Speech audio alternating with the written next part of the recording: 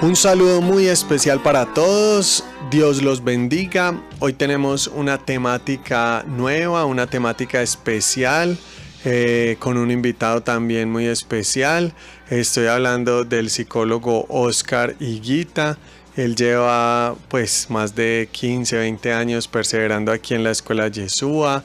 Empezó en el grupo de jóvenes, ahora hace parte del grupo de profesionales y vamos a trabajar sobre 4 cosas que no se deben hacer en el matrimonio. Otro título por ahí para este tema del autor que lo vamos a basar es Los 4 jinetes del Apocalipsis. 4 jinetes del Apocalipsis que destruyen el hogar, que destruyen el matrimonio. Así que muy atentos porque todos tenemos una familia, entonces a todos nos va a servir este programa. Los invito a que nos dejen sus saludos y sus reportes de sintonía ahí en el chat de YouTube. Cuéntenos desde dónde nos están escuchando y todavía estamos a tiempo de tomar este link y compartirlo con otras personas en nuestros grupos de WhatsApp, en los grupos de oración, en los grupos de la parroquia, en los grupos de la familia, para que otras personas también se alimenten de este tema tan importante, tan especial, tan práctico, tan edificante que vamos a trabajar hoy. Oscar, bienvenido. Muchas gracias, Juan David, por la invitación. Permítame, me presento un poco más. Yo soy Oscar Higuita, soy psicólogo, soy especialista en terapia cognitivo-conductual, también soy magíster en psicoterapia y profesional en psicofisiología. Y con todo el corazón deseo que hagamos hoy una reflexión o repensemos algo que nos puede estar pasando en nuestra vida en pareja y podamos darnos cuenta que podemos replantear cosas, que podemos cambiarlas en beneficio de nosotros mismos y de la familia que conformamos. Excelente, bueno, y vamos a iniciar de la mejor manera, en el nombre del Padre, del Hijo, del Espíritu Santo, amén. Iniciamos pidiéndole a Dios que envíe su Espíritu Santo sobre nosotros, que nos llene de luz, de sabiduría, que nos llene de amor, de vida. Ven Espíritu Santo sobre las familias, sobre los matrimonios. Regálanos oído de discípulo, que podamos escuchar tu palabra, que podamos hacer tu voluntad, que le permitamos hoy a Dios edificar en nuestra vida, levantar, reconstruir. Por eso ven Espíritu Santo. Ahí desde su casa, el lugar en el que se encuentre, diga usted también, ven Espíritu de Dios.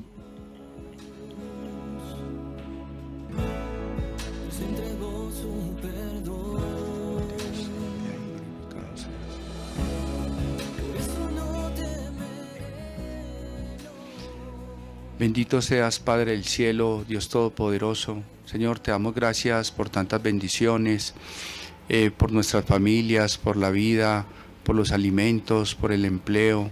También te damos gracias, Señor, por las personas que predican tu palabra, bendecirlos, y te damos gracias, Señor, por cada una de las cosas que nos ayudan a replantear nuestras vidas y digámoslo así, nos llevan por el camino a vivir una vida basada en practicar el bien o el amor. Bendito seas, Padre del cielo.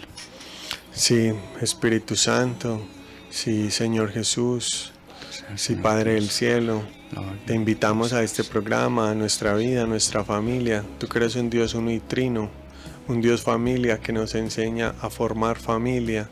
Sí, pedimos tu abrazo, tu compañía, tu auxilio, tu sabiduría. Bendito seas, Dios. Y a ti, Mamita María, tú que intercedes, tú que eres ejemplo, modelo de fe, de humildad, de amor, te pedimos que ores por nosotros y que intercedas en favor nuestro. Y te saludamos diciendo: Dios te salve María, llena eres de gracia, el Señor es contigo, bendita tú eres entre todas las mujeres y bendito es el fruto de tu vientre Jesús. Santa María, Madre de Dios, ruega por nosotros los pecadores, ahora y en la hora de nuestra muerte. Amén. Bueno, nuevamente un saludo muy especial para todos, que el Señor los bendiga. Si usted todavía no se ha suscrito al canal de YouTube, lo invitamos a que se suscriba a nuestro canal, a que le dé clic a la campanita y de ese modo también le llegarán las notificaciones de todo el material de evangelización y de crecimiento espiritual que a diario sacamos por Yeshua TV. También aprovecho para contarles que justamente vamos a tener un encuentro de renovación de la vida matrimonial. Este encuentro se llama Bodas de Caná. Es un encuentro que yo he visto que ha dado fruto en tantas parejas, en tantos matrimonios que ya estaban a punto de separarse, que pensaban que no había esperanza, y en Dios siempre hay una esperanza porque Él hace nuevas todas las cosas. Amén. Así que este 19 y 20 de marzo los invitamos a ese encuentro Bodas de Caná. Si usted está interesado de participar, debe participar pues en pareja. Nos puede escribir al número en WhatsApp +1 954 544 0598. También hoy miércoles, como todos los miércoles, los invitamos al grupo de universitarios y profesionales de la Escuela Yeshua. Es a las 7 de la noche. Es a las 7 de la noche, hoy miércoles, como todos los miércoles. Y un retiro espiritual para todo mundo. Este sí, no hay que ir en pareja, sino que es para todo mundo, es el retiro Yeshua. Y a final de marzo vamos a tener justamente un retiro espiritual de estos de conversión, de encuentro con Jesús, de amor de Dios, proyecto de vida. Y hasta en Semana Santa, los que les gusta pasar la Semana Santa de retiro, tenemos un retiro muy especial.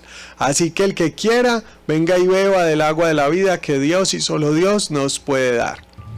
Y con estos anuncios empezamos entonces el programa de hoy aquí con mi invitado, el psicólogo Oscar Higuita.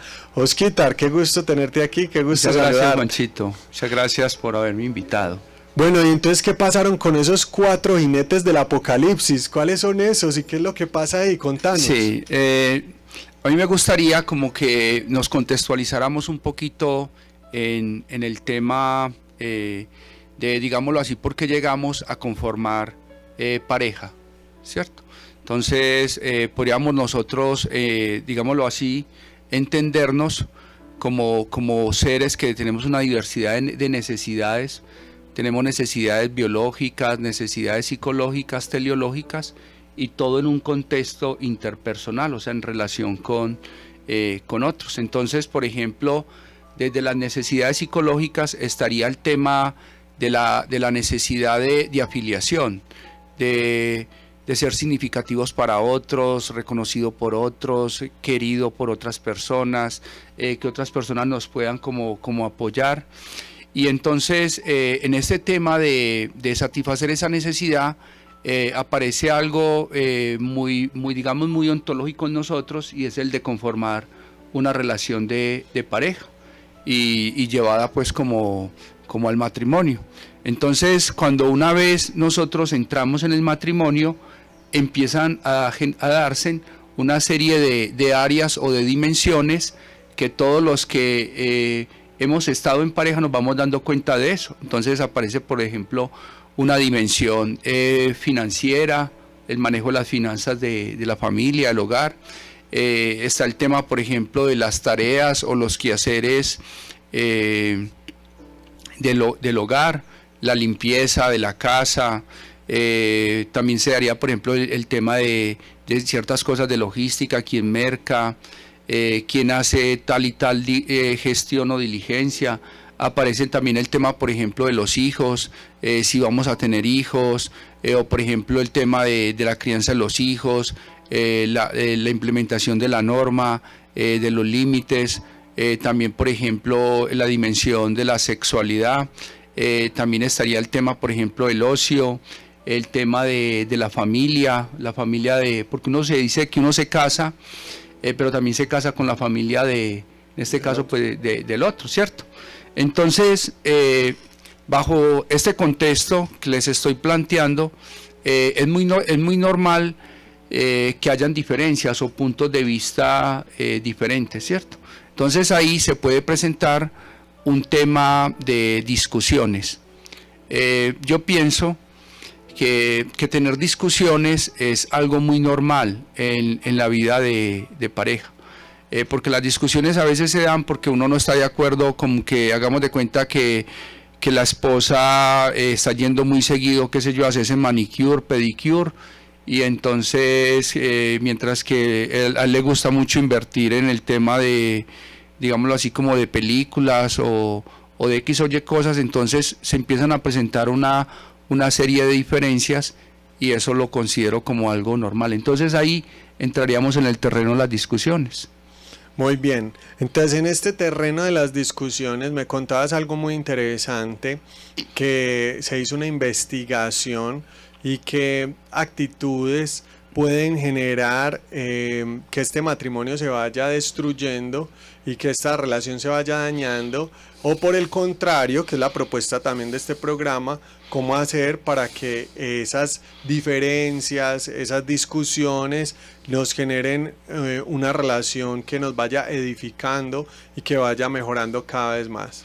Sí, permítame, les hago una contextualización en el marco de esta investigación. Esta investigación fue desarrollada en Estados Unidos.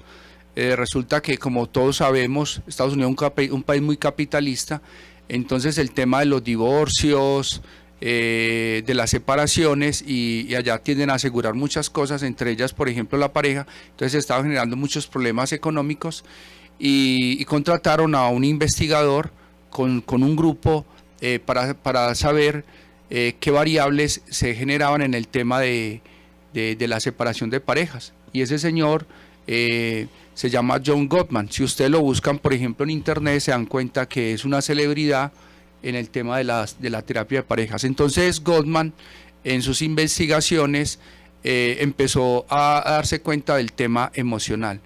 Por ejemplo, Juanchito, ¿recuerdas cuando tú estás enamorado? ¿Qué pasa cuando uno está enamorado? Entonces, cuando uno está enamorado, siente que las famosas maripositas en el estómago, Ajá. que es como un entusiasmo, mezclado con unos nerviecitos, Ajá. pero como con un ánimo, y entonces la gente tiene como ganas de vivir, como que ve todo Sí. mejor de lo que es. También se da la idealización, bueno, que se dan un montón de fenómenos sensoriales positivos. Sí, entonces esos cambios fisiológicos, sino que son interpretados como agradables por el cerebro, y eso facilita la unión, la conexión, la cercanía con la otra persona. Entonces, por ejemplo, ese tema de la taquicardia, de esos suspiros, de esas maripositas de las que nos está hablando Juan David, e inclusive no sé si se darán cuenta también que cambia la temperatura, o sea, todos esos cambios fisiológicos son debido a un estado emocional.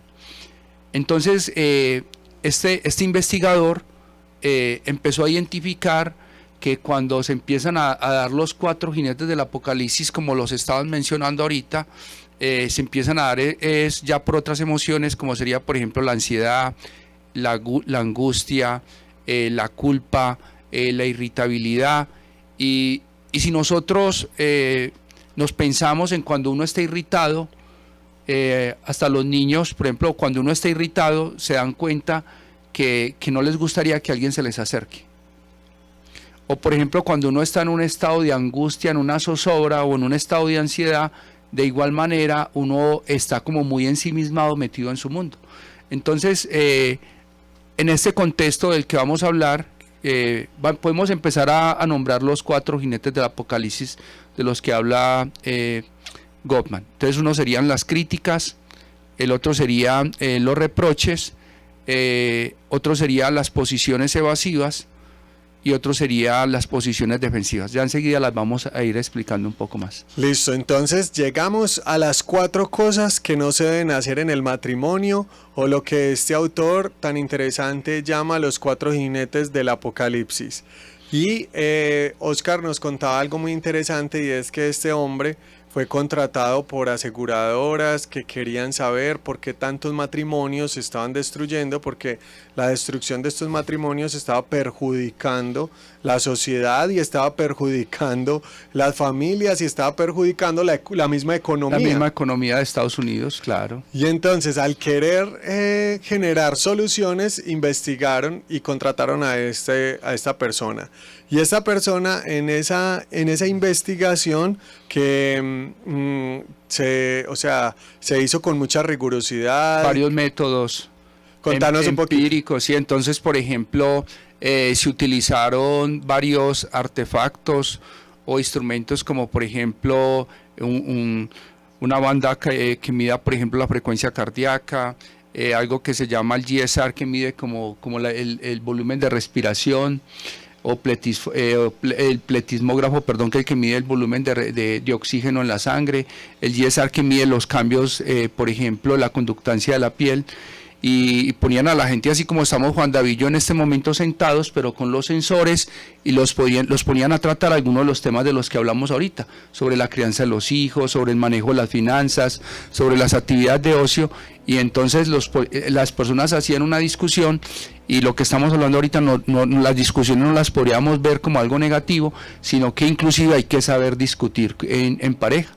Sí. Y entonces ahí fue que descubrieron estos cuatro jinetes del apocalipsis, o estas 4 cosas que no se deben hacer, porque al ver la repetición de esto en las discusiones y en las relaciones, iban generando distancia, por lo que nos decías ahorita, que cuando uno está enamorado, pues se siente cómodo, se siente a gusto, se siente ilusionado, pero estas 4 cosas lo que hacen es generar distancia, desconfianza, apatía, no querer relacionarse con el otro, y es algo totalmente físico, pues. Ajá, una reacción física, psicológica y demás. Claro. Entonces, qué bueno que nos repitas, Oscar, cuáles son las 4 cosas que no se deben hacer y las empecemos a explicar. Exacto, sí, y a mí me gustaría que ustedes hicieran el ejercicio de auto-observarse o observar este tipo de comportamientos, por ejemplo, que se pueden presentar en el ámbito familiar. Vamos a empezar con las críticas. Inclusive nosotros podríamos observar que a veces uno mismo se critica. Uno mismo se puede criticar como que estoy muy gordo, o qué sé yo, o me falta ser más disciplinado, o digámoslo así, como que soy irresponsable. Uno se puede como criticar, pero entonces en este caso sería que uno critica a la pareja.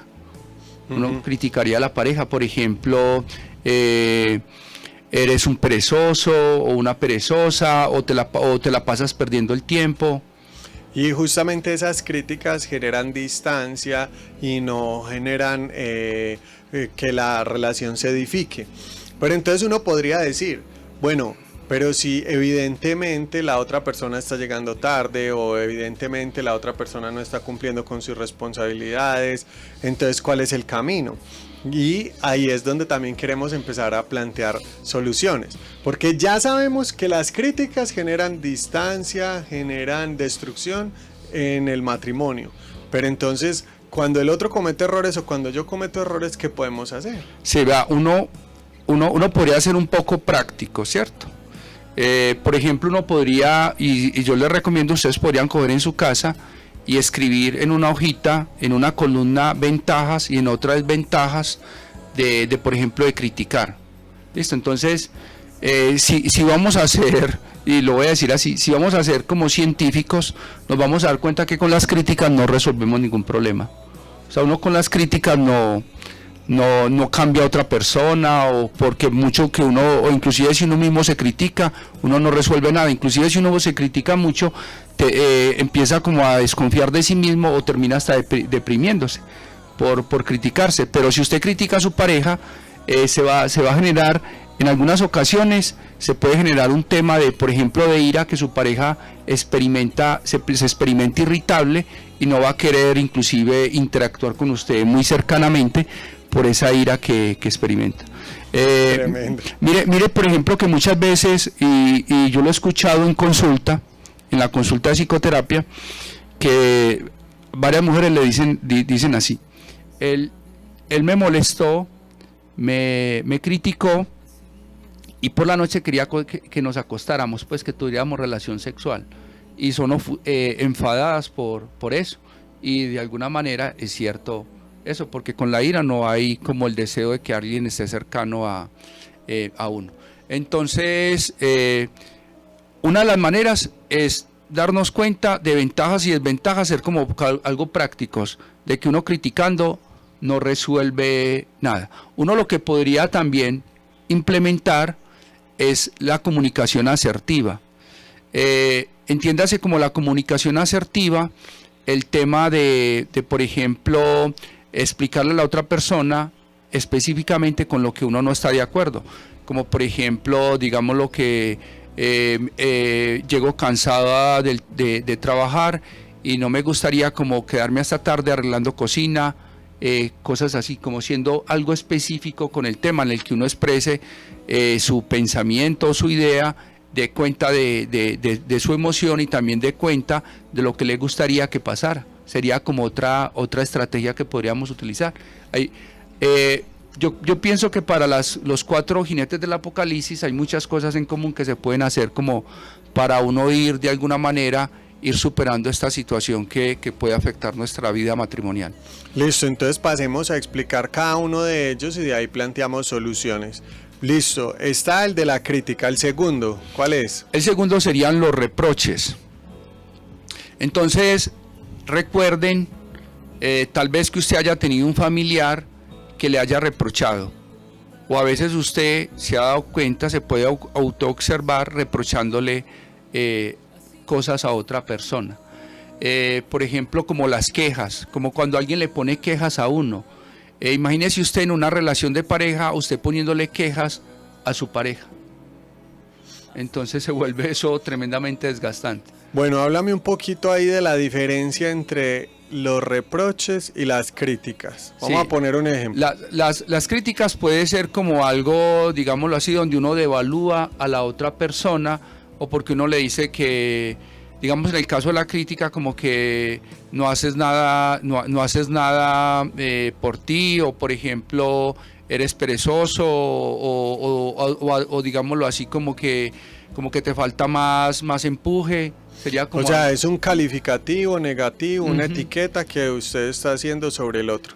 Y el reproche. Sí, en el reproche entonces uno le dice, vea, yo tanto que he estado, por ejemplo, acá limpiando la casa y usted no me colabora con nada, se la pasa en tal cosa y tal otra. Sería muy como bien. Así, o por ejemplo, que le diga, ya la relación de nosotros ha cambiado mucho, anteriormente me querías de esta manera, pero ya no te importa tal cosa. Serían como las quejas. Muy bien, y yo quisiera aquí decir algo, y es lo siguiente. Alguno de ustedes dirá, uy, sí, claro, las críticas me ha distanciado de mi pareja, o inclusive no solo en el matrimonio, sino que pueden distanciar en amistades, en compañeros de trabajo. Con los hijos. Con los hijos, total, o los mismos reproches. Pero entonces, ¿cómo hago si mi esposo no me ayuda en la casa? O entonces, ¿cómo hago si mi esposo está llegando tarde? Entonces me tengo que quedar callada. Y tampoco es eso, porque si te dedicas a criticar, entonces él se va a ofender y se va a distanciar. Pero si te quedas callado, entonces todo ese malestar en tu interior te va a enfermar y algún día va a explotar. En últimas, no es la solución. Y nada más en estos días hacía un reel que pasamos por Instagram, que se llama ¿Qué sana el corazón? ¿Y qué sana el corazón? Cuando uno tiene la capacidad de decir las cosas de manera amorosa, amable, correcta, y eso te sana. Porque claro, si yo te ofendo, entonces hablo con rabia, te ofendo, se distancia. Pero si yo me trago las cosas, soy yo el que me quedo con rabia, soy yo el que me quedo ahí con la espinita, incómodo. Ninguna de las dos está bien, ¿cierto? Hay quien habla de la explosión o la implosión. Es decir, estallo hacia el otro o por dentro me estoy dañando, una implosión. Sí. Pero no es ni el uno ni el otro. Y por experiencia, esto yo no lo leí en el libro de, ¿cómo es? Gottman. Sí. Yo no lo leí en el libro de Gottman, sino que cuando he podido decir las cosas con paz, con amor, con tranquilidad, pero las logro decir como las siento, como las pienso, como me gustaría, lo que hablas de la comunicación asertiva, me siento tranquilo, sereno. Obviamente, no por eso voy a tener un cambio inmediato, Sí. pero con seguridad va generando una relación, una empatía que va modificando comportamientos, cercanías, respetos. El otro ya puede tener más tacto en el momento de comportarse y demás. Sí, lo que estás tocando es muy importante, Juanda, porque estás hablando del tema de la gestión emocional. Por ejemplo, en el caso de la ira, si uno se la guarda, uno hace la implosión. O por ejemplo, en el caso que uno creer que la ira hay que sacarla, porque a veces aparecen, tal vez la gente lo lee y dice que la ira hay que sacarla, que la ira a tal cosa, que peguele a tal cosa. La verdad, eso no es como muy cierto o muy recomendable. Más bien, lo que acaba de decir Juan David es lo que hay que hacer. Eso sería gestionar la ira. Y es un proceso. Claro, No crea que es de la noche a la mañana que uno puede decir las cosas bien. Y aquí quiero sumar algo que se lo escuché a Juan de Dios y que me ha parecido muy relevante. Y él dijo lo siguiente: vean, a la gente no se le queda tanto lo que usted dice, sino con qué sentimientos se lo dice. Y eso es verdad, porque a veces alguien le habla a uno y uno dice, qué rabia, pero ¿por qué quedé tan ofendido? Y uno empieza a rebobinar las palabras y uno dice, pero tampoco estuvieron tan graves. Sí, pues sí estuvieron malucas, pero no están tan graves. ¿Por qué me ofendí tanto? Y es por los sentimientos con los que le dijeron a uno. Claro, fueron y le dijeron con toda la rabia, o uno fue y le dijo con toda la rabia al otro, así no estén tan graves las palabras. Eso es lo que se queda. Y me parece muy importante esto para las relaciones de pareja, y me parece muy importante tanto tomar conciencia del problema, la crítica, los reproches, los sentimientos con los que se dicen las cosas, pero también de la solución. Y también ahí el evangelio es definitivamente luminoso, como espada de doble filo, porque ¿qué es lo que propone el evangelio? Nos dice oración, diálogo y perdón. Mateo 18. Cuando uno está así cargado, entonces ¿qué hace? Vaya, ore. Primero se desahoga en oración. ¿Qué puede servir de pronto salir a hacer deporte? Pues sí, un poquito. ¿Qué puede servir ir a meterle un grito por allá al monte, en una montaña? Es lo que dice Osquitar, que muy probablemente no, pues metió el grito y ya, pero la rabia sigue ahí. Lo que sí puede servir definitivamente es la oración y el perdón, claro. Para poder el día que yo hable, no simplemente desquitarme, vengarme y hacer del problema un problema más grande, sino hablar con esa asertividad, con esa amabilidad, con esa dulzura. Y fruto de la oración, de la calma, en donde uno pueda decir las cosas de tal manera que no se distancie la relación. Es correcto. Porque recuerden que son los jinetes del apocalipsis. Y claro, si yo en esa conversación simplemente me dedico a hacer críticas, por muchas que pueda tener, por muchas cosas y ciertas. Es que eso es lo tremendo de las críticas. Pueden ser ciertas. Pero serían ciertas si son comportamientos. Ajá. Porque no serían ciertas si son generalizaciones o no etiquetas. Las generalizaciones siempre son falsas. Exacto, o etiquetas, sino que si nos basamos, podríamos decir que son ciertas si son comportamientos, como por ejemplo, digámoslo así, como que tenía una de sus negociaciones o acuerdos era lavar el baño, o uno de sus acuerdos era llegar y traer el mercado y organizarlo. Son cosas específicas porque seríamos objetivos en la discusión, que eso es algo que se propone para minimizar el tema de las críticas o los reproches, es siendo objetivo. No, mira, es que o a ti te toca, digámoslo así, como organizar el mercado. Para uno no ir, entonces ya la otra persona sí, tal cosa. Así uno esté cansado, le tocó, no lo negoció, porque si usted negoció con su pareja, que esté pendiente de las tareas del niño, y usted negoció con ella que usted va a ir a mercar, eso es normal. Sí. Hace parte de la convivencia en familia. Es muy importante, y es muy importante llegar a negociaciones, es decir, toda relación tiene acuerdos, inclusive nada más en el grupo de parejas pasado hablábamos de las alianzas, que Dios quiere hacer una alianza con nosotros, entonces el hombre se compromete y Dios se compromete, y que el matrimonio es una alianza, bueno, que es todo un tema bien interesante. Ya vamos dando algunas luces para vencer estos jinetes aguerridos del apocalipsis, pero vamos a seguir entonces meditando ¿Cuáles más? ¿Cuáles más son las cosas que no se pueden hacer en el matrimonio para Listo. poderlas trabajar? Otra sería las posiciones evasivas. Yo recuerdo Juan David jugando fútbol, evadía a los contrarios con el balón, no se lo dejaba quitar. Y juegas bien, Osquitar juega bien fútbol. Y entiendo, me parece entender este punto, y es cuando a las circunstancias difíciles yo, en lugar de solucionarlas, o sea, las quiero evitar, las quiero evadir, me hago el loco, me hago el que no pasa nada. No le hablo. Exacto, no le hablo, me voy. Exacto. Acá podríamos también como reflexionar en lo siguiente. Los seres humanos tratamos como de castigar a los otros. Y una manera de tratar de castigar a los otros es, por ejemplo, siendo indiferentes, evitarlos, no hablarles, evitar contacto con ellos. A veces entonces entraría también el tema de las críticas, de los reproches. Pero en este caso las posiciones evasivas es, como lo estás diciendo, Juanda, es evitar a la pareja. Y obviamente es inclusive, eso es desestructura la conexión que hay en la pareja. Sí. Qué interesante. Quiero decir algo aquí, porque definitivamente es un arte el asunto. Sí. Una vez escuché una frase al padre Emilio Betancourt que dice: el amor es la combinación perfecta entre palabra y silencio. Entonces, sí hay un silencio que edifica, ¿cierto? Pero también hay un silencio hostil, que lo que hace es evadir. Sí hay una distancia que edifica.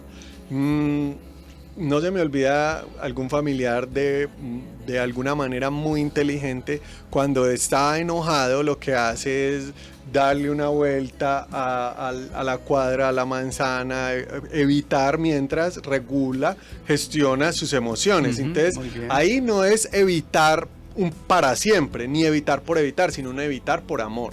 Un evitar porque estoy protegiendo al otro del volcán o del tsunami que tengo adentro. Sí. Mientras lo gestiono, perdono, respiro, medio, controlo, soy más objetivo para hablar. Pero lo que se convierte en un jinete del apocalipsis es evitar para siempre, o es callar para siempre, o es castigar con mi silencio, con mi ausencia, y termina generando esa desconexión emocional, que me parece muy importante, Osquitar, que la hayas mencionado, porque la he experimentado. Es decir, cuando un problema simplemente lo que hace es evadirlo, genera una desconexión emocional con el otro. Él me castiga y yo lo castigo. A mí él no me importa y yo no le importo a él. Y en últimas, la relación se deteriora terriblemente. Sí, yo lastimosamente en consulta a veces he escuchado eso, de parejas que dejan de hablarse inclusive hasta por meses, o también a veces con los hijos que le dejan de hablar al papá o a la mamá. Es tremendo. O sea, si nosotros de alguna manera queremos sentirnos desenfocados en la vida, es tomar distancia o evadir a nuestros seres queridos. Hagan el experimento. Si quieren, hagan el experimento y se dan cuenta ese perjuicio que se hace uno cuando uno, por ejemplo, evita al papá, a la mamá, o evita a la pareja. Porque uno se amenaza, uno mismo es el que se amenaza por comportarse de esa manera. Y fuera de eso, se afecta la identidad de uno, que es algo muy, muy clave en nosotros los seres humanos. A mí me gustaría, que me faltó, como que ustedes lo puedan observar, porque esto es como de uno observarlo para poderlo de alguna manera replantear en la vida cotidiana de nosotros. Por ejemplo, cuando uno evita a la pareja, se tiene una discusión y se evita. Una cosa es que uno puede, por ejemplo, la estrategia del familiar que me comentabas es muy inclusive, se podría decir que algo asertiva o muy recomendable, válida, pero obviamente se le comunica a la pareja: no, en este momento no me conviene hablar contigo. Uno lo podría expresar y se va a dar la vueltecita a esto mientras regula y empieza a dar cuenta cómo va a gestionar el problema en cuanto a tal que está sucediendo. Sí, la cosa no es tan fácil, es decir, aquí expresarlo quizás es más sencillo, pero cuando uno está sintiendo como un acidito que le baja de por acá hasta el estómago, de la rabia que tiene en el momento, uno no es capaz como de hablar ni de pensar bien. Pero por eso es tan importante lo que estamos haciendo hoy, es decir, uno estar preparado a priori. Claro, en el momento que me enoje, ya me conozco, ya he fallado, ya me he equivocado, entonces ya sé qué digo. Respiro profundo, digo, no nos conviene hablar en este momento, espérame, yo me calmo, espérame, conversamos más tarde, y ahí aprovecho para orar, para respirar, para replantear, repensar, etcétera. Pero sí, está muy interesante. Sí. Bueno. Sí, discúlpame, Juanchito. Dale. Hay algo que a mí me parece fundamental. Por ejemplo, en este proceso de formación académica que yo he tenido, en mi experiencia como psicólogo clínico, yo me atrevo a decir lo siguiente: de las cosas que a uno le conviene trabajarse es aprender a regular las emociones. Ha sido muy significativo en mi vida y con muchos pacientes me he dado cuenta que es clave. ¿Qué regular las emociones? Regular las emociones es uno darse cuenta que las emociones cambian fisiológicamente en nuestro cuerpo. Es decir, hay cambio cardíaco, hay cambio respiratorio, hay cambio en el sistema circulatorio, eso se le llama presión sanguínea, hay cambio en la digestión, hay cambio en el tono muscular, en la digestión. Las emociones, por decirlo así, son un conjunto de sensaciones corporales, pero cuando uno empieza a darse cuenta que es un ser con emociones y empieza a observarlas y aceptarlas, eso es maravilloso porque se le quita el impulso a la emoción. Por ejemplo, voy a tomar un paréntesis breve. Por ejemplo, existen unos trastornos que llaman trastornos de control de impulsos. Entre ellos está, por ejemplo, el consumo de drogas, la ludopatía, por ejemplo, las compras compulsivas, las comilonas, muchos problemas que son porque experimentamos una emoción y ahí mismo pasamos a un comportamiento. Pero si nosotros nos damos cuenta de esas sensaciones corporales y las aceptamos, yo con muchos pacientes me he dado cuenta de eso nos empieza a volver personas más equilibradas. Entonces no quería como dejar eso ahí. No, me parece estupendo porque definitivamente la inteligencia emocional, de la que se habla muchas veces, otras veces se habla de soberanía emocional o de gestión de las emociones. En este caso sería regulación y ya lo otro sería gestión. Lo que comentabas de por ejemplo, decir las cosas como para uno alivianarse, pero uno decirlas obviamente con cuidado del otro, inclusive con cuidado de uno mismo, con cuidado del otro, eso sería como la gestión. Muy bien, ya la práctica. ¿Y la regulación es? La regulación es como uno observar los cambios fisiológicos que le produce a uno la emoción. Por ejemplo, les cuento, yo tuve un momento en el que era muy impulsivo en el tema de la ira. Me daba ira y ahí mismo sí, pensaba en castigar al otro, le decía cosas, hasta le hablaba duro o tal cosa y tal otra. La forma en la que yo me fui quitando ese tipo de comportamiento fue que sentía ira y ahí mismo empezaba a observarla en mi cuerpo, cómo estaba la ira en mi frecuencia cardíaca, en mis músculos, en mi estómago, en mi presión sanguínea, la observaba. Y es algo muy chévere porque las emociones cumplen un ciclo. Y cuando yo ya iba a hablar, ya no tenía ira, entonces ya sí podía gestionarla. No estoy de acuerdo con esto, o no me sentí cómodo con tal cosa, me gustaría que esto fuera así, que esa sería la gestión. Y está muy relacionado justamente a lo que la palabra de Dios llama el don del Espíritu Santo del dominio propio. Uh-huh. Es decir, no ser impulsivo, reactivo, primario, uh-huh, sino ser capaz de pensar dos veces, respirar antes de... Bueno, ¿cuál es el cuarto jinete del Apocalipsis, Osquitar? Las posiciones defensivas. Por ejemplo, estar a la defensiva. Ya sé qué me va a decir. Es que usted tal cosa y tal otra. Entonces, en las posiciones defensivas, por cualquier cosita es como uno estar armado, como es que la gente dice, es que usted me habla como con 4 piedras en la mano, algo así, uh-huh, como estar a la defensiva, como que entonces ahí pueden aparecer algo como presumir que está pensando la otra persona o presumir qué me va a decir la otra persona. y uno inclusive perdería el tema de la empatía, perdería el tema de la escucha, porque uno va a estar tratando de imponerle la razón a la otra persona.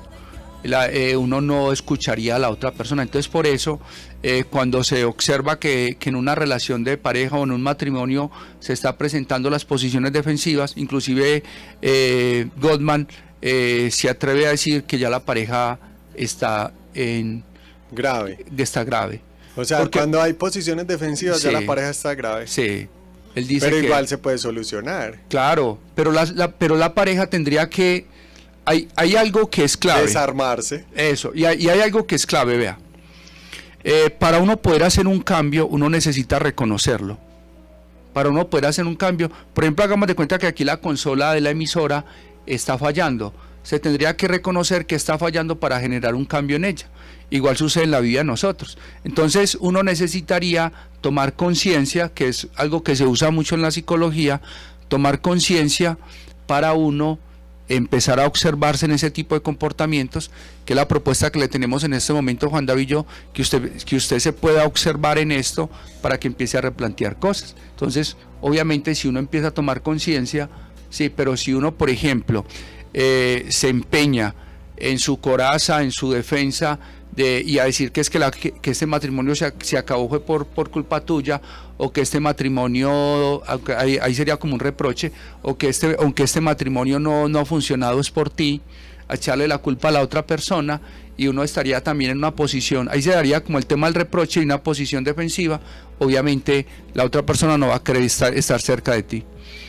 Así es. Bueno, vamos a empezar a leer algunos reportes de sintonía. Nos saluda Miriam Lobo desde Maryland en Estados Unidos. Nos saluda Nicolás Henao desde Robledo. Sara Rueda desde la Florida en Estados Unidos. Janet Rodríguez desde Italia. Saludos, Janet. Berta Pulgarín, presente desde mi hogar, dice. Carlos Muñoz, buenas tardes. Pido oración por mi familia. Claro que sí. Tulia Torres, buenas tardes, amigos de Yeshua, trabajando y conectada con ustedes, qué bueno, Tulia. Luz María Hernández, que el Espíritu de Dios entre a nuestros corazones, amén. Yuri Martínez, saludos desde Ibagué, Tolima, qué bueno. Betty nos saluda, buenas tardes, familia Yeshua. Víctor de Osa en sintonía. Cherry, saludos, Carlitos y Cherry desde la Florida. Marta Ocampo desde New Jersey. Luis Tavares desde Sabaneta, qué gusto saludarte, Luis y doña Lilia, bendiciones. Juan Pablo Quintero, saludos. Elkin Fernández nos dice Jesús tardes desde Santa Mónica en Medellín, qué bueno, Elkin. Eduard Millán está con Daniela en sintonía desde la Florida. Felicita Leandro nos saluda desde Lima, Perú. Graciela Sierra desde Sogamoso.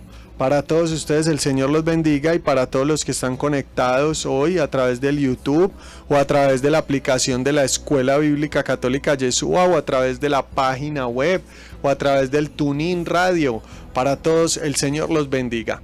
Aquí estamos pues escuchando 4 cosas que no se deben hacer en el matrimonio. Entonces, las críticas, los reproches, la actitud evasiva. Sí, la actitudes evasivas. Y la actitud defensiva. A la defensiva. Estar a la defensiva, creyendo que respondiendo con 4 piedras en la mano, es que él siempre es así, es que por él se acabó, es que él siempre es igual. Sí, definitivamente. Yo creo que lo práctico de esto es que todos las hemos experimentado, ¿no? De pronto en una relación de trabajo, o con un amigo, o con un compañero, o con una pareja, sin lugar a dudas, con una exnovia, con una novia o con el matrimonio actual. Claro. Lo puede estar experimentando. Entonces, qué bueno, Oscar, que empecemos también a plantear soluciones. Es decir, sí, no estamos condenados a esto no es una condena. El Espíritu Santo, nuestro Señor Jesús, ha vencido todo esto. Dios es más fuerte, el amor es más fuerte, y nos ha dado los recursos para que nosotros también vayamos sorteando todo esto. Claro, yo inclusive digo que a mí Dios fue el que me puso a estudiar psicología. Claro. Bendito es el Señor, sí.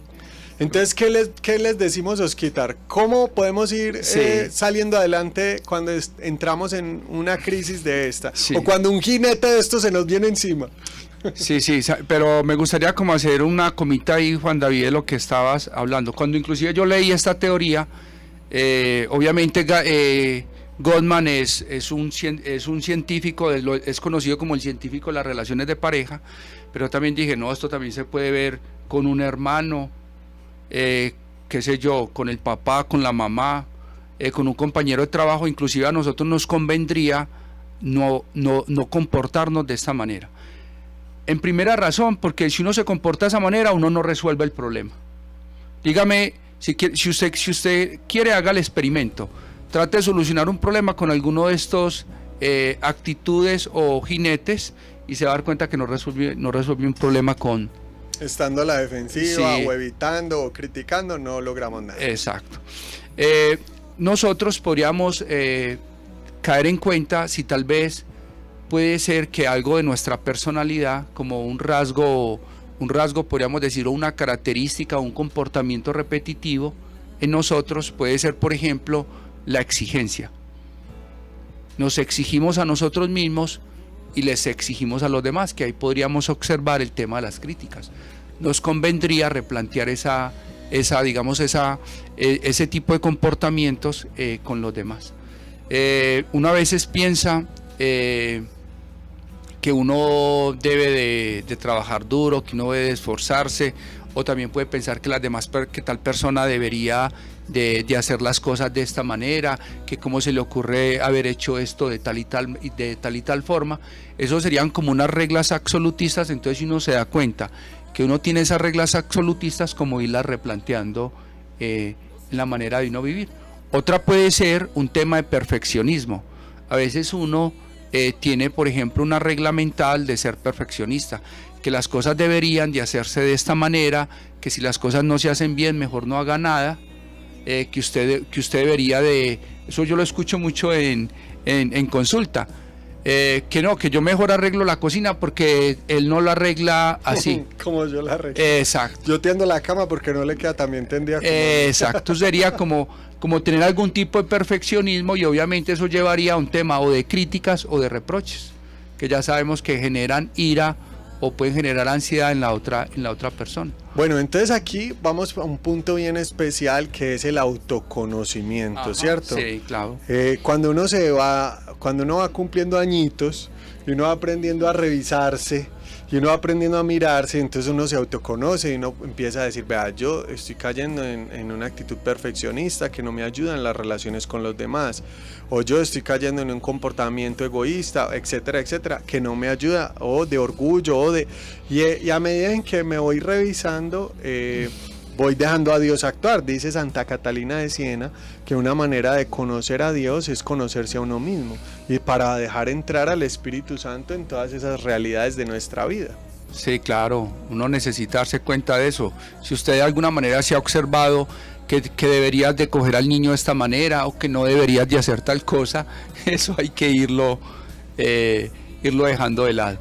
Muy bien. Bueno, entonces, de la que estamos hablando ahorita es cogiendo dos columnas, ventajas y desventajas, y usted le puede colocar ventajas y desventajas a la crítica, ventajas y desventajas por ejemplo, a los reproches, a las posiciones evasivas, a las posiciones defensivas, para que usted empiece a tomar conciencia. Uno necesita escribirlo, porque si uno lo deja en un tema de pensarlo, ahí se queda, y la mente de nosotros es muy mala para solucionar problemas mentales, mientras que si usted lo escribe, usted ya va a encontrar algo práctico, y es que no le conviene comportarse de esa manera. Hay algo que también podríamos hacer, y es el tema de la empatía. Existen tres maneras en las que nosotros podemos comportarnos de manera empática con otra persona. Una empatía de pensamiento es comprender cómo piensa, por ejemplo, su esposa, cómo piensa su esposo, cuáles son las ideas que sustentan algún tipo de quehaceres o cosas, por ejemplo, qué sé yo, del orden en el hogar, de mercar, o de actividad de ocio, o lo que piensa acerca de la familia. Listo, como uno teniendo comprender sus ideas. Eso, ese tipo de empatía lo ayuda a uno a inclusive a establecer una discusión objetiva sobre eso. Yo no sé si a usted les ha pasado que a veces alguien tiene un pensamiento y ustedes con esa persona dicen, no, pero mira tal cosa, y la otra persona, no lo había pensado así, y cambia su pensamiento. Entonces, por eso la empatía de pensamiento es importante. Luego está la empatía emocional, ¿cierto? Por ejemplo, entonces comprender de que a veces su esposa o su pareja está irritada, o está ansiosa, o tiene ira. Si usted tiene ese tipo de empatía, inclusive podríamos pasar al tema de la compasión. Listo. Y le ayudaría mucho en la relación que tiene con la otra, con su pareja. Dejaría, por ejemplo, decirle, ay, pero ¿por qué está enojada? Se enoja por cualquier bobada, o tal cosa y tal otra, como manera de reproche de porque tiene X o Y emoción. Y lo más normal es que los seres humanos experimentemos emociones. Bueno, muy interesante. Me parece más difícil la empatía desde las emociones, porque veo que son más, digámoslo, más etéreas, en el sentido de que, te voy a poner un ejemplo. Por decir algo, en un momento me llamó la atención que estaban jugando un partido de básquetbol y uno de los jugadores aporrió a otro, lógicamente sin culpa, pero lo aporrió, digámoslo, bastante. Y ahí mismo salió la novia a defenderlo. Ay, no fue con culpa. Y alguien dijo, ay, el amor es muy bonito. Y es verdad, es decir, ella salió con toda la empatía emocional porque no había tenido la culpa. Pero qué tal que fuera la novia el que aporrearon, ¿cierto? Hubiera salido con una empatía totalmente distinta. Es decir, ya está metida no en las emociones del uno, sino en las emociones del otro. Y entonces me parece muy difícil esto porque es algo como muy primario. ¿En qué sentido? Cuando estamos en el noviazgo, entonces puede haber una empatía muy primaria. Ay, no, qué pesar de mi novia, mira, está llorando, está sensible, entonces me entristezco con mi novia. Pero ya cuando pasan los años, ya no, pues estás llorando por nada, madura pues. Ajá. Es decir, como que ya no hay una empatía emocional tan fácil porque es algo muy primario y a veces carece de lógica. Es decir, los sentimientos de cada uno son tan propios, tan personales, tan misteriosos, que a veces carecen de lógica. Entonces se me hace una empatía difícil de tener y hasta peligrosa, por manipulable.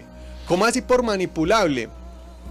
Estamos hoy en el Día de la Mujer y entonces habían unas marchas de feministas, espero que no sean de las agresivas que pintan las iglesias y dañan, y entonces no falta el que por empatía se deja manipular. Ay, claro, entonces las mujeres estamos siendo violentadas, perseguidas, mucho machista, tal cosa, y esa empatía lleva a la manipulación y a veces hasta a la violencia y al fanatismo.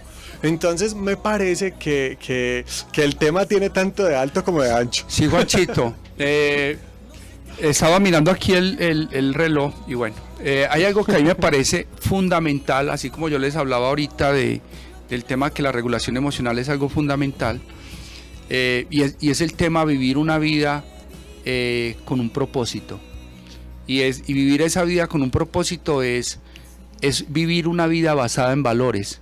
Entonces, a lo que a ti te parece difícil, por ejemplo, si uno vive una vida, porque las emociones son el resultado o de las básicas de, digamos, de percepciones o interpretaciones así, como si en este momento escuchamos un ruido y obviamente se nos aumenta la frecuencia cardíaca y todo eso, porque es una prestación digamos, ante un estímulo. Pero una emoción base. Exacto, sí, pero cuando ya estamos hablando de otro tipo de temas como las cosas cotidianas en pareja, sobre que se dejó algo en el suelo, con que no está alcanzando el dinero para cubrir los gastos, ahí sería ya más enfocada en valores. Entonces, por ejemplo, cada uno de nosotros necesitaría descubrir que un valor es algo que es importante, que uno no negocia. Porque si uno lo negocia, entonces no sería algo valioso o importante. Entonces uno puede ser, por ejemplo, el tema de la familia. Si para mí mi familia o por ejemplo mi relación de pareja o mi hogar el que tengo, es algo importante, yo no lo negocio. Y yo no lo voy a negociar por una rabieta o por una ira. Estoy tratando como colocar un ejemplo con lo que me cuentas de la novia del que es por ejemplo que algo sea por ejemplo como la competencia, ¿sí o no? Como un tema de competencia, y en un tema de competencia se puede presentar eso de que el otro no de manera de maldad le quiera como quebrar al otro, hacer daño al otro. Daño al otro. Sé que por la premura del tiempo no tuvimos mucho tiempo de responder esto, pero sí dijiste unos aspectos fundamentales que nos dan luces, y uno es los valores y otro es los proyectos. Es decir, sin lugar a dudas tenemos emociones y hay que buscar empatías, pero por encima de eso están los valores y por encima de eso están los proyectos, y proyectos con valores. Exacto. Muy bien.